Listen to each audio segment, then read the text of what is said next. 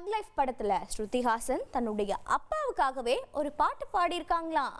தக் லைஃப் படம் ஜூன் 5ஆம் தேதி ரிலீஸ் ஆக இருக்க படத்தோட இசை வெளியீட்டு விழா சனிக்கிழமை மாலை 5 மணிலிருந்து பிரம்மாண்டமா நடக்க இருக்கு. இதுக்காக ஒரு வீடியோவை ரிலீஸ் பண்ணி படக்குழு ஃபேன்ஸுக்கு ஞாபகப்படுத்தி இருக்கு. இப்படி இருக்க ஏ.ஆர். ரஹ்மான் இசையில விண்வெளி நாயகா என்ற வரிகள் ஃபேன்ஸ ரொம்ப கவர்ந்திருக்கு.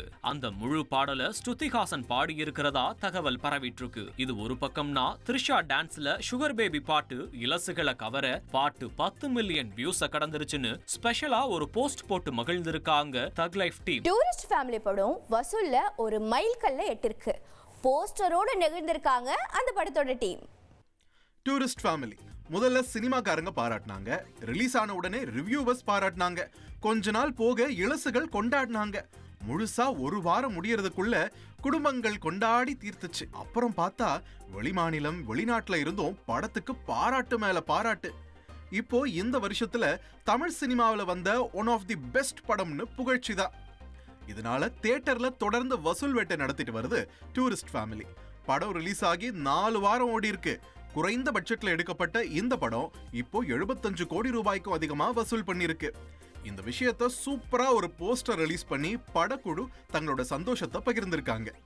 தமிழ்நாடு தாண்டி உலகம் முழுவதும் டூரிஸ்ட் ஃபேமிலி கொண்டாடப்படுவதா நெகிழ்ந்திருக்காங்க tourist family team. Demonte colony 3 starts.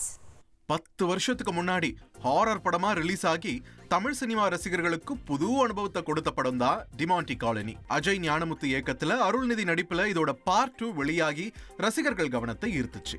இப்படி இருக்க முதல் பாகம் வெளியாகி 10 ஆண்டுகள் நிறைவு செய்ய தயாரிப்பாளர்கள் ஹீரோ அருள்நிதி ரசிகர்களுக்கு நெகிழ்ச்சியோட நன்றி சொல்லியிருக்காரு அஜய்.